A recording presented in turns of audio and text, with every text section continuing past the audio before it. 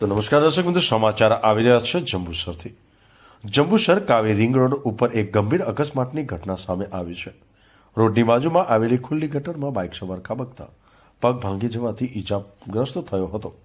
મળતી માહિતી મુજબ લીંબજ ગામના હસમુખ સિંધા નામના વ્યક્તિ સવગણ સોસાયટીની સામેથી પસાર થઈ રહ્યા હતા ત્યારે અચાનક ખુલ્લી ગટરમાં બાઇક સહિત ખાબકી ગયા હતા.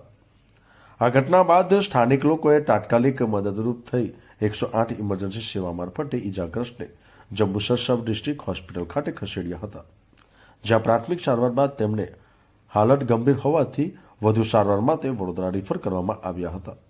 શહેરમાં ખુલ્લી ગટરને કારણે વારંવાર આવી દુર્ઘટનાઓ બનતી હોવાની ફરિયાદો ઉઠી રહી છે.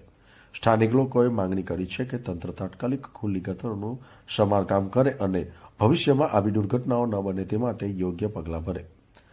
તંત્રની બેદરકારીને કારણે મોટી દુર્ઘટના બને તો જવાબદારી કોણ લેશે તેવા સવાલો લોકો વચ્ચે ઉઠી રહ્યા છે. જ્યારે ઈજાગ્રસ્તને પૂછવામાં આવતા તેઓએ કોઈક ફોર વ્હીલર ગાડીવાળાએ ટક્કર મારી છે તેમ જણાવ્યું હતું, જ્યારે જંબુસર પોલીસ દ્વારા તે દિશામાં તપાસ કરવામાં આવી રહી છે. સલીમ પટેલનો રિપોર્ટ, ન્યૂઝ ટુડે, જંબુસર. બોલો. હા, મારું નામ હસમુખભાઈ, કઈના રહેવાસી છો? લીંબના રહેવાસી છું. હા. જીઆરડીમાં નોકરી કરું છું. મારી છોકરીને 3:30 બસમાં આવતી હતી, એને લેવા આવેલો.